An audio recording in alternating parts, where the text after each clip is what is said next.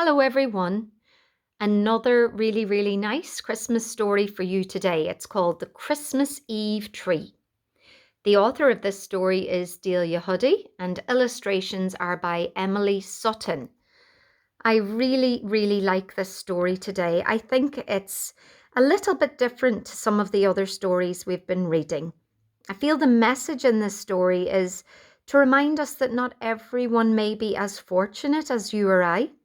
Sometimes people can have a harder time at Christmas, but there's a lot of hope in our story, and hope is what keeps us all going through any difficult time.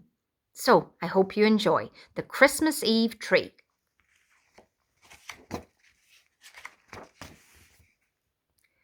A forest of Christmas trees stretching over the hills. That's where the story begins. There's the little fir tree that was planted, but planted carelessly, so that when the wind blew strong, it fell sideways onto its neighbour and had no chance to grow. The years went by until one December, when the foresters dug up trees for the Christmas market, the little fir tree, stunted and still tangled with its neighbour, was loaded onto a trailer and driven down the motorway to the city. "Oh my," it said breathlessly, for it was at the bottom of the pile. The tallest trees were unroped and taken away. One to stand proudly in a cathedral, another in the middle of a large square, and the third to decorate the stage at a grand Christmas ball. But most of the trees were bought by ordinary folk, for houses were the children who covered them with stars and silver tinsel, chocolate mice, and small secret parcels. The little fir tree and its companion were taken to a large store, where, late on Christmas Eve, they were the only trees left unsold. A shopper hurried in to make a last-minute purchase. "You'll not want this weedy thing, miss," said the shop assistant as he pulled the little fir tree from the roots of the bigger tree and threw it to one side. The customer smiled and went off, pleased with her buy, but the little fir tree felt fearful of what its fate might be. There was a boy in the shop, drawn in from the rain outside by the warmth and the lights and the wonderful spicy smell of Christmas. He said, "Are you throwing that away? Could I have it?" The assistant looked at the little fir tree, hardly what you'd call a tree at all. He shrugged and handed it over. After all, it was Christmas Eve, and the store would soon be closing.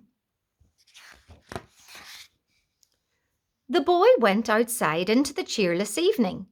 He held the little fir tree carefully in front of him so that none of its few crooked branches would get snapped off by shoppers on the pavement. He set off on the long walk to the river. On his way, he found a cardboard box and a litter bin, and took it along too. When he came to the river, the tide was out, and down the steps a small pebbly beach was showing. The boy climbed down, and digging the mud with his hands, he planted the little fir tree in the cardboard box. Near the steps, under the arches of a railway bridge, the boy had another cardboard box, big enough to sleep in. He put the tree on the pavement in front of him. "What a poor thing I am," thought the little fir tree. But the boy seemed pleased, so the little fir tree felt more cheerful. "I belong to someone now," it said to himself, and it began to feel like Christmas. A passerby dropped a coin into the boy's lap. It was enough to buy him supper, but instead he crossed over to the newsagent's and bought some candles and a box of matches.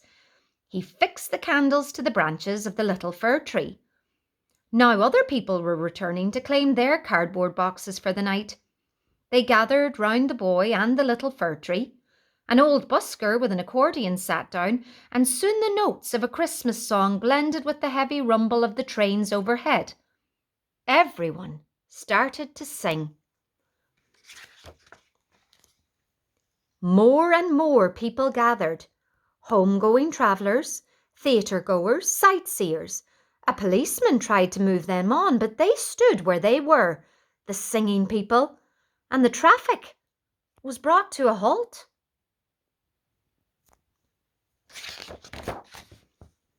The candles burned steadily, and the old man played, and still the people sang.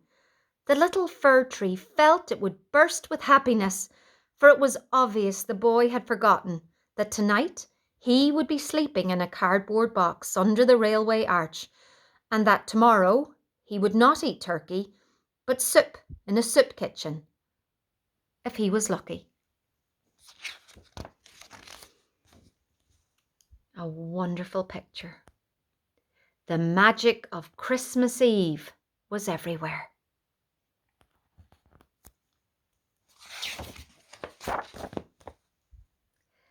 A few days later, the boy moved on. "You're more dead than alive," he said sadly to the little fir tree as he went. And the tree, feeling dry and brittle, had to agree. But while other Christmas trees were piled onto January bonfires, the little fir tree was put in a road sweeper's barrow. "There's a green shoot here," said the road sweeper, looking at the tree's roots, and slyly he planted it in the corner of the park gardens. And there you'll find it. Not so little now, for against all odds it grew. If not big and tall, at least cheerfully stout. Now it stretches out its branches for sparrows, pigeons, babies in prams, office workers. Mice even nibble at its roots. And as the winter days shorten, the fir tree dreams of its poor beginnings in the hills, of that magical Christmas Eve, and of sunny days in the park. Who would have thought it, it says to itself, as it looks forward to another spring. So, even though our little tree had a difficult start, it really did get its happy ending. And if we look very closely at this man, and we go back to our main character, red coat, bluey green scarf. Let's have a look again at the end. Red coat, bluey green scarf, two little boys. I'm thinking that maybe our main character had his happy ending too. I hope you enjoyed the story. Bye.